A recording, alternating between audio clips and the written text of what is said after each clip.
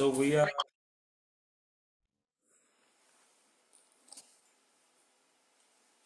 so now as we have been studying about the sacrifice, one sacrifice versus multiple sacrifices.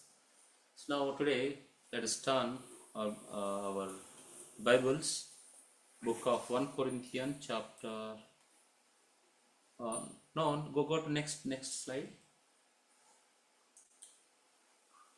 Move to next slide. So now we are going to study fat. Last week we saw that mind, right? Mind. So let us turn our Bibles, book of Genesis, chapter 27, verse 28. 27, 28. So fat represents the richness, that means growth or prosperity. Fat shows rich, best portion or strength. There are many things that means it shows positiveness. It shows positiveness. Fat. So let us read that. You go back a little to two slides.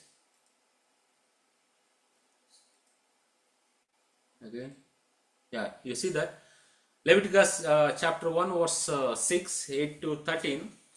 There we can see that what type of offering we should offer, how that offering thing should be there, what type of offering thing should be there. So that should be without any blame, like that various things are there. In that one he made some, when they're offering, how those things should clean, how they those things should clean, how their mind, that mind should clean, how they have to arrange all things on the altar. బలిపీఠం మీద ఏ విధంగా వాటిని arrange చేయాలి, వాటి లోపల ఉన్న ఎట్లా clean చేయాలి, ఏ విధంగా బలి ఇవ్వాలి, ఎటువంటిది బలి ఇవ్వాలి. So those we can know, we can identify these things. So then as the part of burnt offering, we saw that how that mind is connected to our spiritual life. So we learn these things. Now we are going to see fatness of the sacrifice, how it is connected to our spiritual life. ఆ క్రొవ్వు, బలిలో ఉన్నటువంటి క్రొవ్వు ఏ విధంగా ఆత్మీయతకు సంబంధించింది. అదేవిధంగా water, how the water they were using to clean that sacrifice. So how this water is connected to our spiritual life, that is going to be discussed. So let us go back.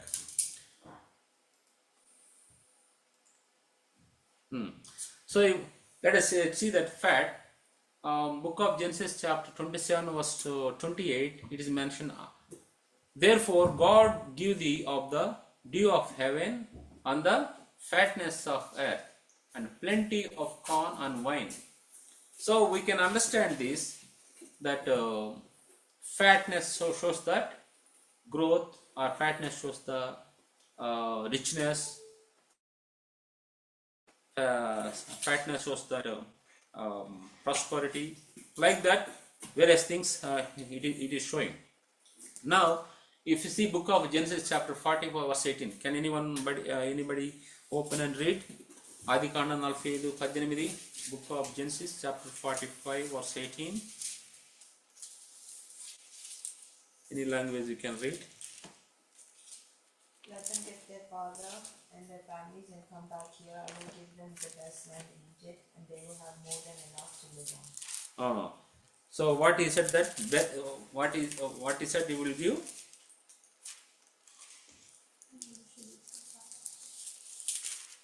Loudly, Avila. And we shall eat the fat of the land. Shall eat the fat of the land.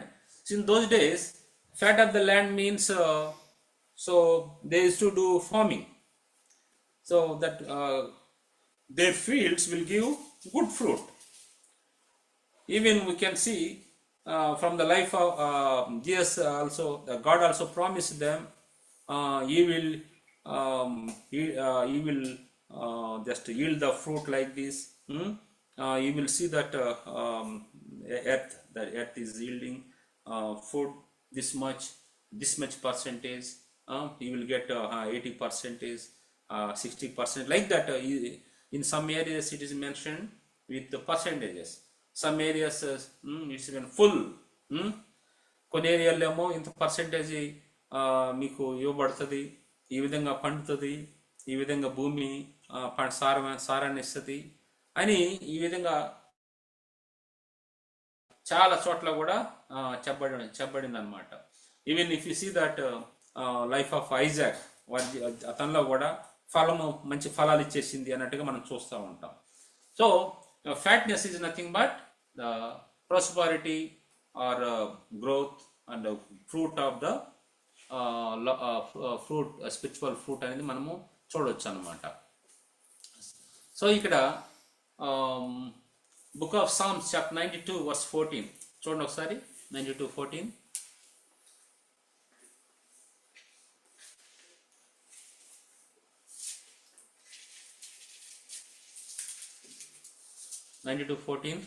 They shall still bring forth fruit in old age. They shall be fat and flourishing.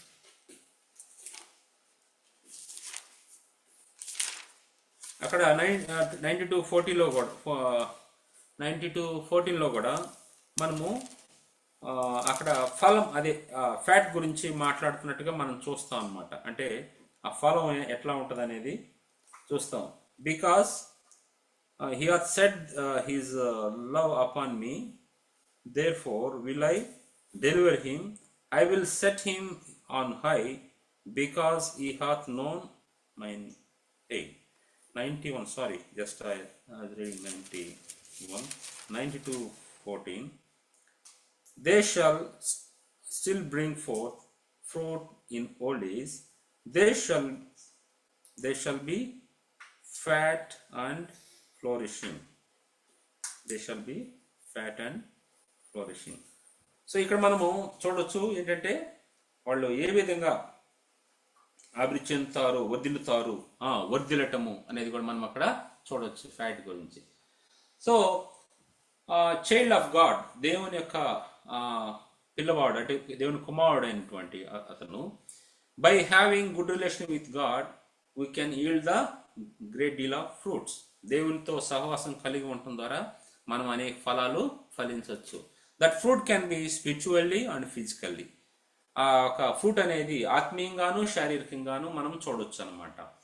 In Old Testament they mention physical. పాత నిబంధనలో శారీరకమైనటువంటి fruit గురించి మాట్లాడుతున్నాడు. So క్రొత్త నిబంధనకు వచ్చినప్పుడు we can see that spiritual fruit is very important. ఆత్మీయ, అట్లనే శారీరకమైన ఫ్రూట్ వద్దని కాదు.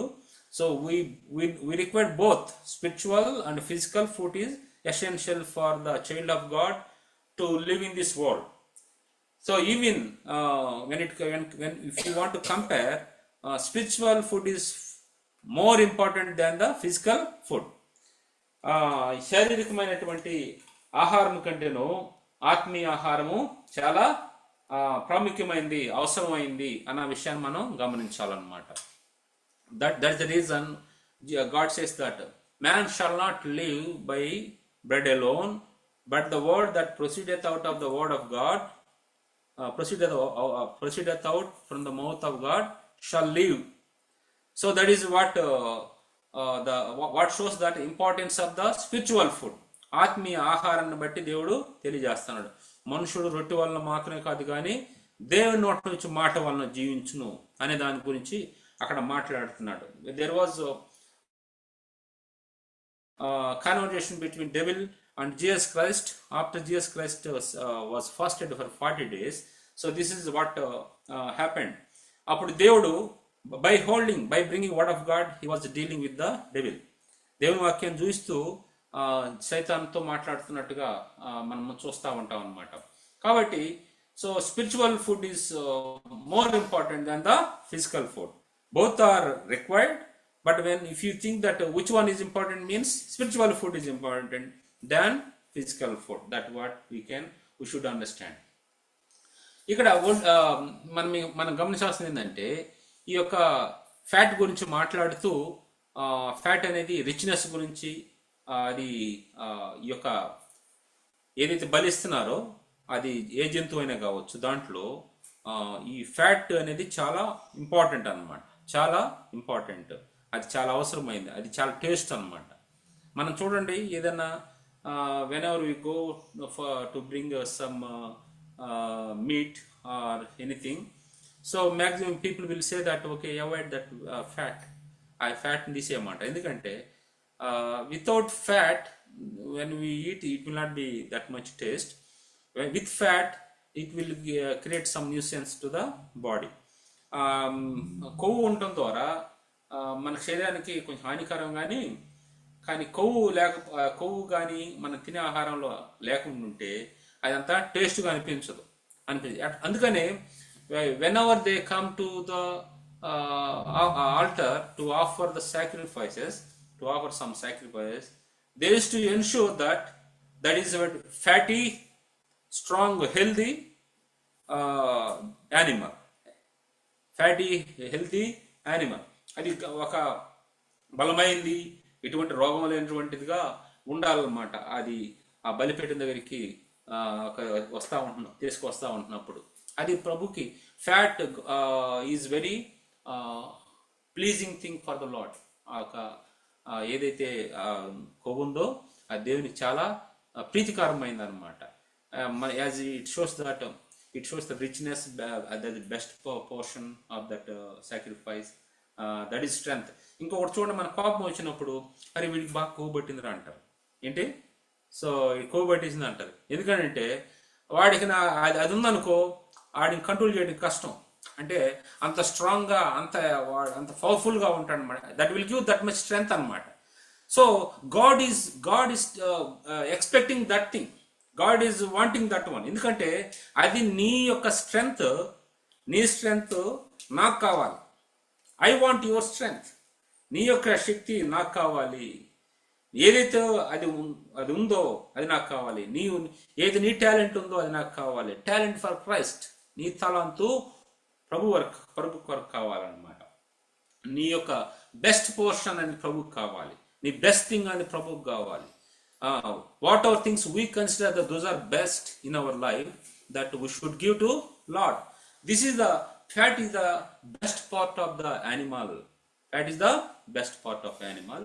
The same way, best part of his beloved children, best part of the people who were created in his own image, for whom Jesus Christ died, they should give best part of their life to the lord Jesus Christ.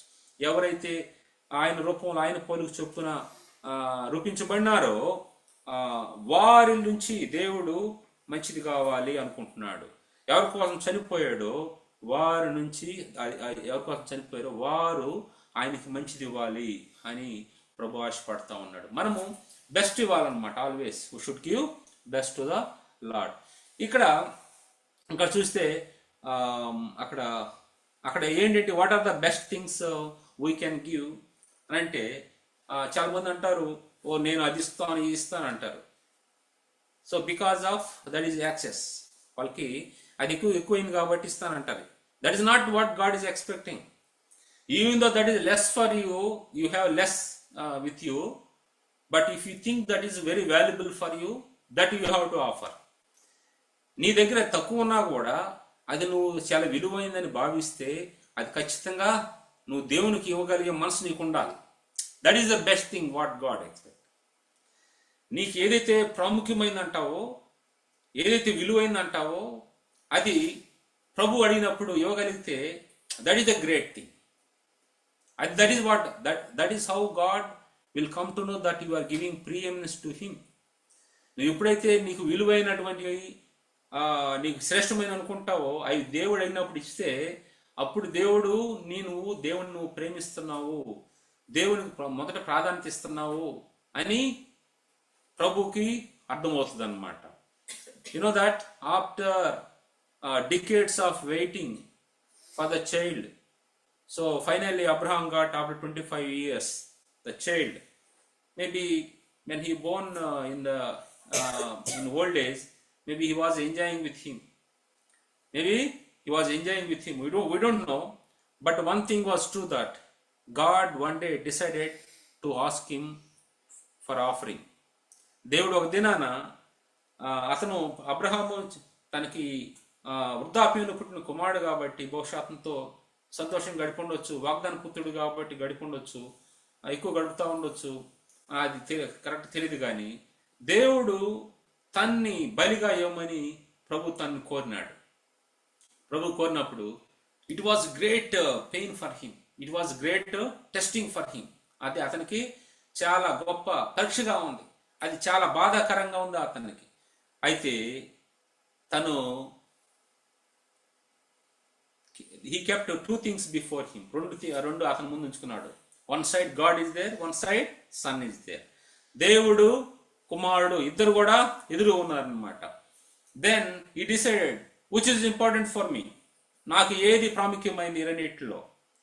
This is the time I should decide. నేను ఈ సమయం నేను నిర్ణయించుకోవాలి ఏది important నాకని. So later he realized that which is important. He decided God, the one who gave my Isaac to me, is the one who needed for me. So ఎవరైతే ఇస్సాకు నాకు ఇచ్చాడో ఆ దేవుడు నాకు కావాలి, అతనే నాకు అవసరమైన ఆయన అని అతను మాట్లాడినాడు. Even though Isaac die, God is able to make him to live or to give life and make him living creature. God can make anything. That is what he understood. ఒకవేళ ఇస్సాకును బలిచ్చిన తర్వాత దేవుడు ఇచ్చిన తర్వాత అయినా కూడా దేవుడు తనకి జీవాన్నిచ్చి తనని జీవించే వ్యక్తిగా మరలా చేయగలుగుతాడన్న సత్యము అబ్రహాం గుర్తెరడు కాబట్టి he gave him, he was ready to offer him as a living sacrifice. అతనికి బలి ఇవ్వడానికి సిద్ధపడ్డాడు అనమాట. So now what is the best thing that we have, that we can offer to the Lord? So మనం కలిగి ఉన్నటువంటి మనకు దేవుడు ఇవ్వగలిగినటువంటి ఏమున్నాయంటే, so our best time, our worship. So we should worship God, we should not pray, we should worship. We should not ask, Lord, do this one, give me that one. We should not. We should worship, we should give.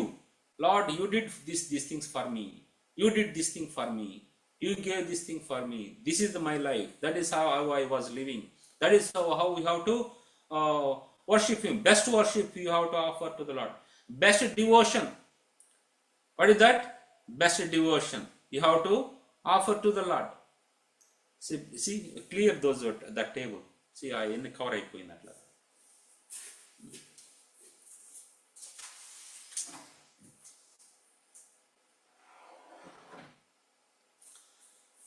So best devotion we should give to the Lord. అంటే ఏ విధంగా మనం best devotion, దేవుడు అంటే మనం ఆశ చూపించాలి, దేవుని పని చేయాలి, దేవుని కొరకు మనము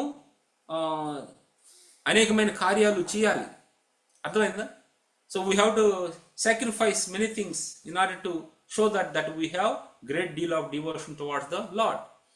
సో ఇంకా మనము ఏదో మిగిలిపోయింది కాబట్టి ఆయన ఇచ్చేద్దాంలే అని కాదు. అన్ని వాడేసుకున్న తర్వాత, నా శక్తి అంతా అయిపోయిన తర్వాత, ముసలోని అయిపోయిన తర్వాత, ప్రభు now I am ready to do your ministry అంటే కాదు, మొత్తం తిన్న తర్వాత.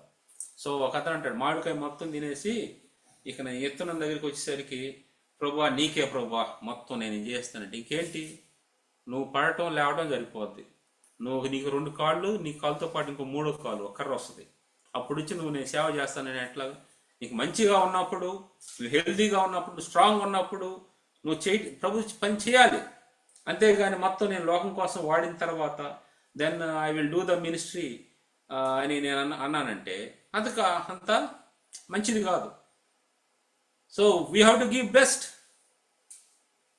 Some people will give their best to the world and they will give least worst things to the Lord. They will keep ready. Then what God will do with that one? నీ వయసు అంతా అయిపోయి అంత చేసిన తర్వాత అంటే కాలు చాపిన ముదుసలి కాపువాడు అని అంటాడు.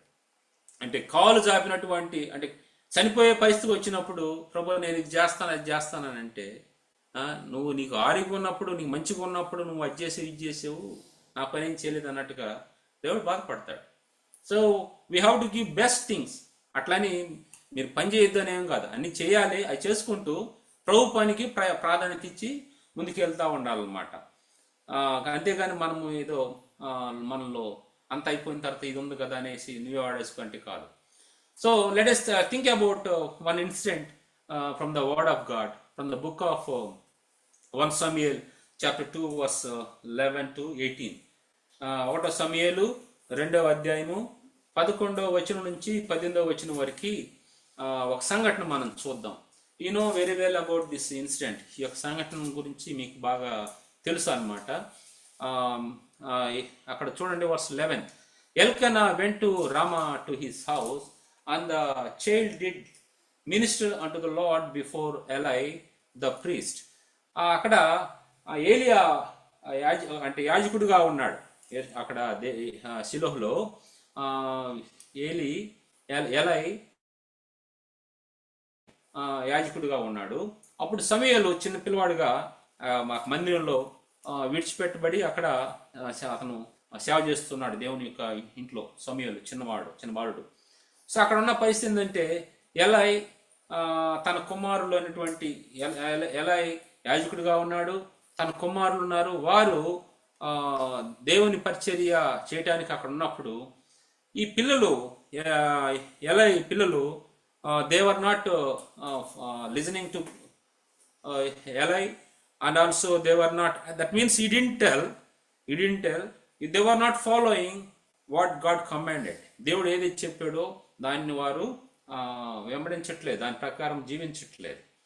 సో దేవుడు ఎన్నో జరుగుతూ వచ్చినాయి. So let us see that one incident. ఒక సంఘటన గురించి మనం చూద్దాం. అక్కడ ఏంటంటే verse 12. Now the sons of Eli were sons of Belial. They knew not the Lord. ఇక్కడేంది, అక్కడ ఎలై పిల్లలు ఉన్నారు కదా, వారు దేవుని ఎరుగునటువంటి వారుగా ఉన్నారు. They are children of pastor యొక్క పిల్లలు వాళ్ళు. అయితే వాళ్ళకి మాత్రం దేవుడి గురించి తెలియదు. పాస్టర్ గారు బల్లల గురించి చెప్పేస్తున్నాడు, ప్రకటించేస్తున్నాడు, అరిసెరి చెప్తున్నాడు అనేక మందికి.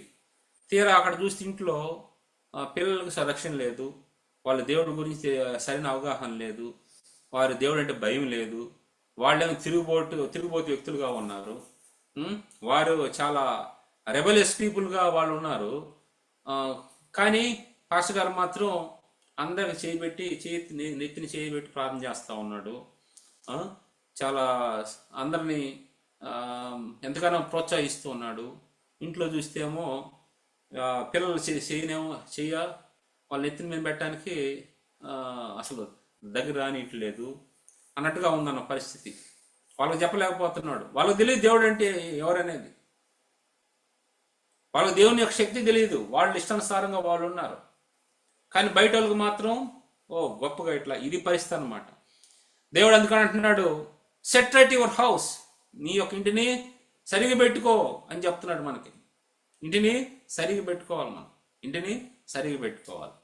సో తర్వాత మనం బయట వారి గురించి ఆలోచించాలన్నమాట.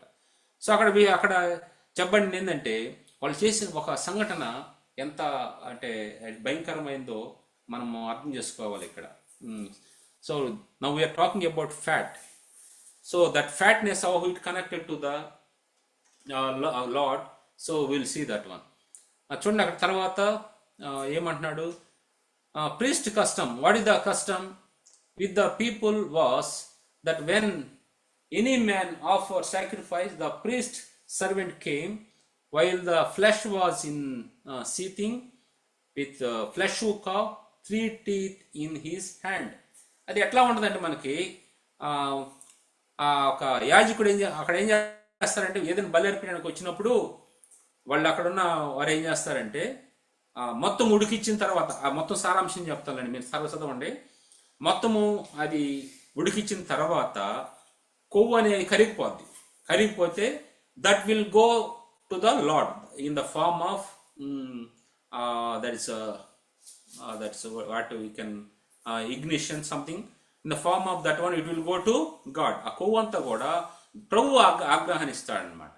సో తర్వాత ఏం చేస్తారు, ఆ ఫ్లష్ ఏం చేయాలంటే ఈ యాజకుని పిల్లలు చేయించినప్పుడు ఆ హుక్ 3 పాయింట్ హుక్ ఉంటే ఆ హుక్తో వాటిని గుచ్చినప్పుడు లోపల ఎంతైతే వస్తుందో అది వాళ్ళకనమాట. ఎవరికి? యాజకుడు వాళ్ళ పిల్లలకి అనమాట. So after burning the fat, అంటే ఉడికిచ్చిన తర్వాత ఏదైతే ఉంటుందో దాంట్లోది అతను యాజకుడు తన పిల్లలు తీసుకుంటారు. ఆ హుక్ ద్వారా ఎన్ని ముక్కలు అయితే వస్తాయో దానికి గుచ్చినప్పుడు 3 పాయింట్ హుక్ అనమాట. ఎప్పుడైతే గుచ్చినప్పుడు ఎన్ని అయితే వస్తాయో దాన్ని వాళ్ళు తీసుకోవాలన్నమాట. అయితే వీళ్ళు ఏం చేశారంటే వీళ్ళకి ఫ్యాట్ ఎక్కువైపోయింది. ఏంటి? వాళ్ళకి కోబట్టింది. వాళ్ళకి ఫ్యాట్ ఎక్కువైపోయి ఎందుకంటే ఫ్యాట్ అంతా తీసేసిన తర్వాత తింటే అంత టేస్ట్గా అనిపించదు కదా. సో వాళ్ళకి ఆ మాంసం తిని తిని తిని వాళ్ళకి కళ్ళు అగపడకుండా, సో వాళ్ళు అసలు వాళ్ళ ఆర్డర్ మర్చిపోయారు. అసలు they forgot their order because of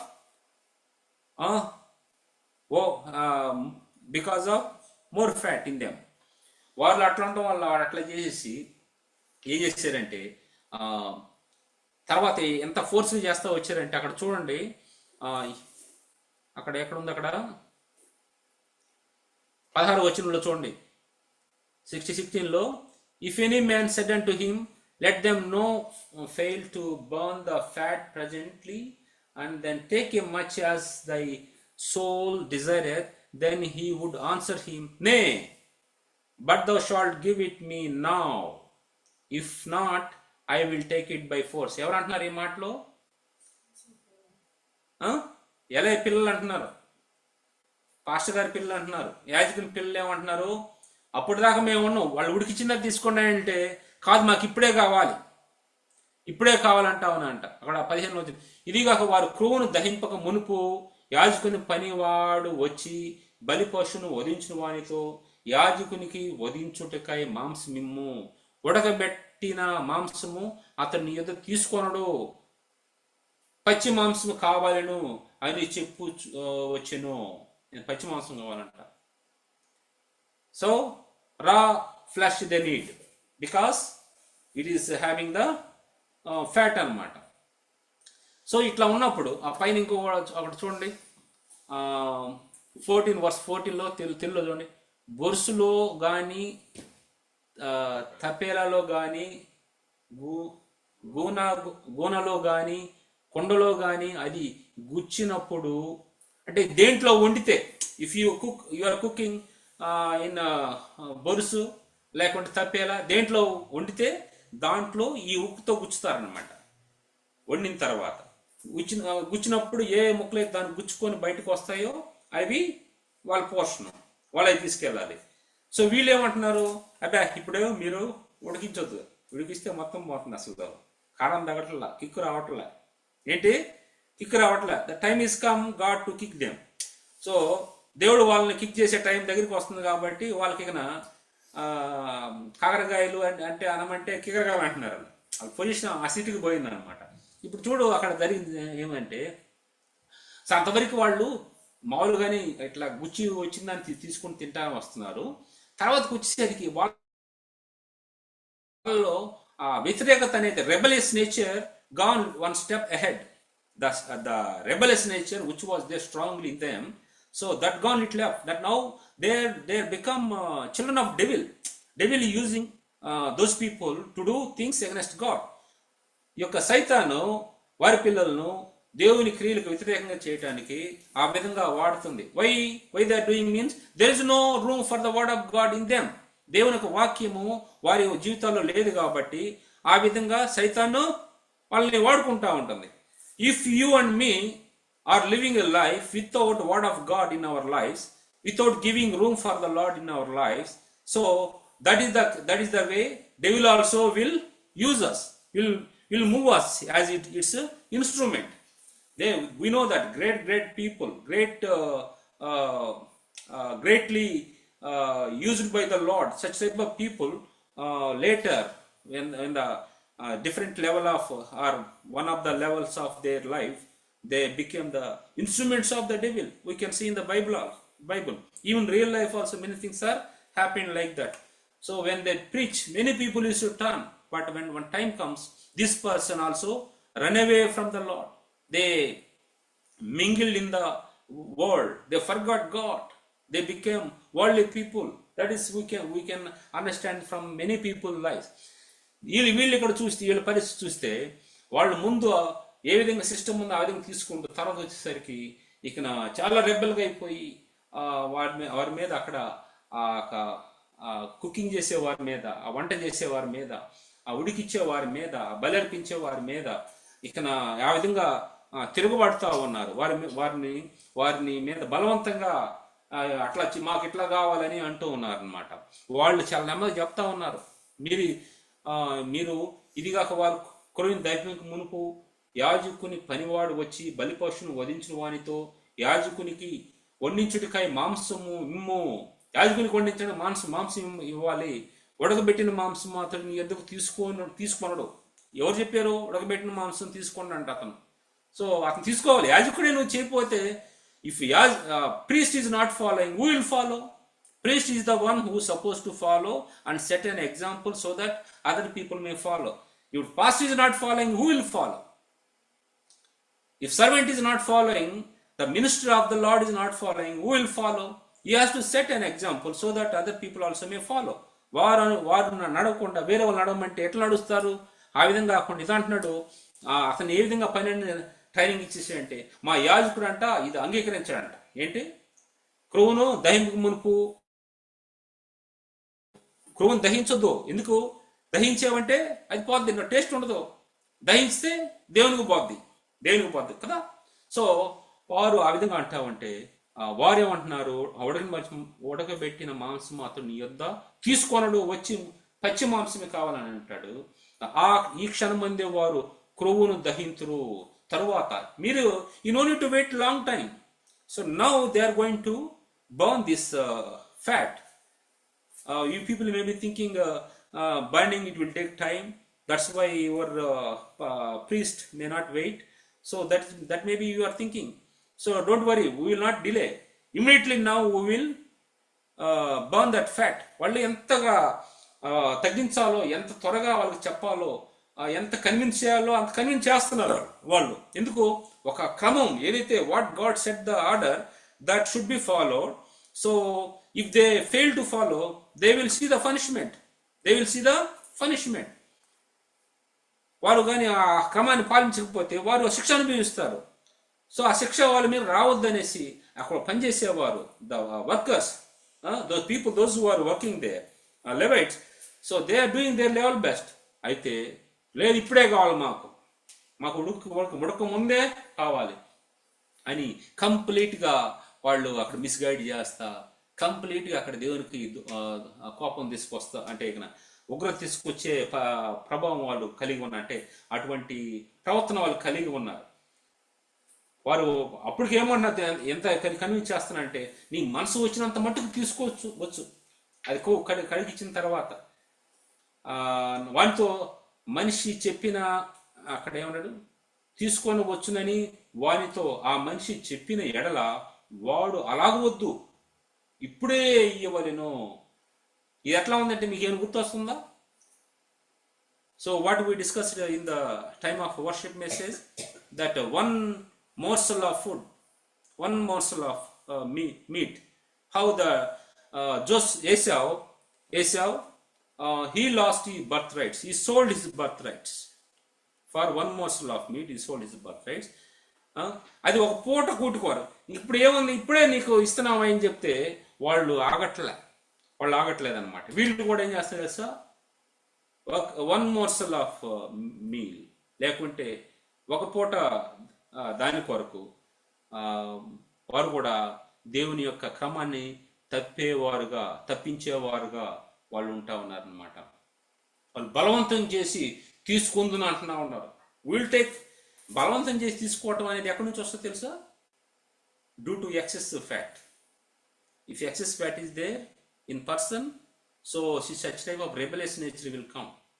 కొవ్వు అధికంగా ఉందనుకో మనిషిలో, ఇటువంటి తిరుగుబాటు స్వభావం వస్తూ ఉంటుంది. కొన్నిసార్లు మనము యూట్యూబ్లో కొన్ని ఇన్సిడెంట్ చూస్తూ ఉంటాం. ఆ రోడ్డు వెళ్ళే వాళ్ళని అనవసరంగా తీసుకుని గొడవ పెట్టుకుంటాడు. ఆ తర్వాత పోలీసులు వాడికి దేహశుద్ధి చేస్తారు. వాడిని లోపల తీసుకెళ్ళి మంచి గౌరవించి వాడికి కొన్ని సెక్షన్లో రుచి చూపించేసి బయట తీసుకొచ్చినప్పుడు వాడికి అప్పుడు ఆ బిర్యానీ ఎంత రుచిగా ఉందో వాడికి అర్థమవుతుంది. రోడ్డు మీద నడవలేక కుంటుతూ ఉంటాడు. వాడు నడిచేటప్పుడు ఎట్లా ఉంటుంది తెలుసా? కుంటు చక్కగా నడవలేకుండా వెళ్తూ ఉంటాడు. వాడు ఆ జనం మధ్యలో చాలా సభ్యంగా ప్రవర్తిస్తాడు. తర్వాత వాడి పాపం అట్లా వచ్చినప్పుడు, ఒక టైం వచ్చినప్పుడు వాడికి అట్లా శిక్ష చేసినప్పుడు, అప్పుడు వాళ్ళు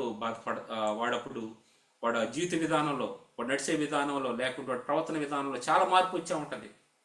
మంచి బాలుడైపోతాడు. ఎప్పుడు? ఆ పనిష్మెంట్ వచ్చినప్పుడు. మీకు ఈ పనిష్మెంట్ రాకూడదు, మిమ్మల్ని ఇటువంటి ఉగ్రతగా పాలు కావద్దు, కాబట్టి మీరు వెయిట్ చేయండి. ఆ తర్వాత దహించిన తర్వాత, ఏదైతే ఉడికించిన తర్వాత, ఆ ఫ్యాట్ పోయిన తర్వాత మీరు తీసుకెళ్ళండి, మీకు ఎంత కావాలని అంత తీసుకెళ్ళండి. ఇంతకుముందు 3 books ఇస్తున్నామా, అదే 3 సార్లు ఇట్లాగా 3 books ఉన్నది 3 times అన్నది వచ్చిందని ఇస్తున్నామా, లేకుంటే మీకు ఇంకంతకు మించి ఎక్కువ కావాలంటే తీసుకెళ్ళండి అని చెప్తా ఉన్నారు అక్కడ. కానీ వాళ్ళు మాత్రం వెయిట్ చేయట్లే. అందువలన ఏమైంది తెలుసా? వాడు ఇప్పుడే కావాలి, మాకు ఇట్లే కావాలని వాళ్ళు అంటా ఉంటే, verse 17 మనం చూడొచ్చు. Wherefore the sin of the young men was very great before the Lord, for men abhorred the offering of the Lord. చూడండి, అందువలన జనులు యెహోవాకు నైవేద్యము చేటు యందు అసహ్యపడుటకు ఆ యవనులు కారణమైరి గనుక వారి పాపము యెహోవా సన్నిధిని బహు గొప్పదైంది. Have you ever seen this statement? వారి పాపము యెహోవా సన్నిధిని గొప్పదైందని.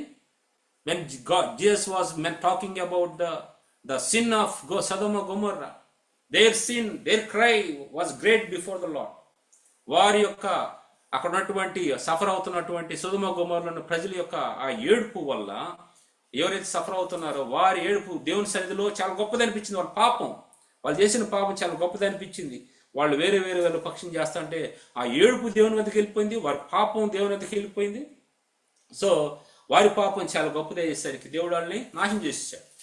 So there we can see here same thing that దేవుని యొక్క వారు చేసే పనుల వల్ల దేవుడు ఎంతో బాధపడతా ఉన్నాడు, ఎంతో వేదన అనుభవిస్తా అప్పుడు వాళ్ళు ప్రజలు కూడా ఏం చేస్తున్నారు? చాలా బాధపడుతున్నారు. ఏంటి?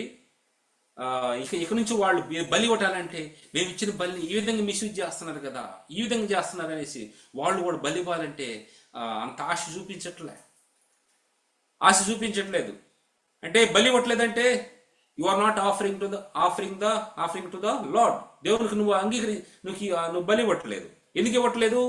చిల్డ్రన్ ఆర్ ద రీజన్, ఆ young men are the reason. ఆ యవనస్తులు కారకులుగా, ఒక అడ్డు బండలుగా ఉన్నారు, అడ్డు గోడలుగా ఉన్నారు. దేర్ హిండ్రెన్స్, వారు అడ్డంకుగా ఉన్నారు. అందువల్ల దేవుని కార్యాలు జరగట్లేదు. Question for us, are we hindrance for the ministry of the Lord? Are we hindrance for the work of the Lord? What way we are supporting to the work of the Lord? What way we are supporting to the growth of God's ministry? సో ఏ విధంగా ఉంటున్నాం మనం? దేవుని పనులు ఎట్లా ఉంటున్నాం? How is our initiation for the propagation of the kingdom of God? దేవుని యొక్క రాజ్య వ్యాప్తిలో మన యొక్క ఇన్వాల్వ్మెంట్, మనం ఏ విధంగా ఉంటున్నాం? మన యొక్క పని అక్కడ ఎట్లా ఉంటుంది? సో మనము ఎన్ని ఆలోచించాలి. Before going to participate in the Lord's table we have to examine our selves. వాళ్ళ పనులను బట్టి, వాళ్ళ క్రియల వల్ల అక్కడ ప్రజలు బలి అర్పించే ప్రజలు వాళ్ళు భయపడతా ఉన్నారు. They are getting scared because of this people behaviour. వీళ్ళు శాఖను కొడుకులయ్యండి, శాఖను పిల్లలయ్యండి అనేక మందిని ఎంకరేజ్ చేయాల్సిన బానిచ్చి వాళ్ళు దేవునికి వ్యతిరేకమైన కార్యాలు చేస్తూ ఉంటే ఎట్లా ఉంటుంది? అది దేవునికి చాలా బాధ అనిపించిందండి. ఈ యవనులు కారణమేరండి. ఏదానికి? యెహోవా నైవేద్యం చేయుట యందు అసహ్యపడుటకు ఆ యవనులు కారణమైరి గనుక జనులు యెహోవాకు నైవేద్యం చేయుటకు అసహ్యపడుటకు ఆ యవనులు కారణమైరి గనుక వారి పాపం యెహోవా సన్నిధిని బహు గొప్పదైన. నెక్స్ట్ ఏం చేశాడు దేవుడు గొప్పదైనప్పుడు? బాలుడైన సమూయేలు నారతో చేయబడిన ఏఫోద్ ధరించుకొని యెహోవాకు పరిచర్య చేయుచుండెను.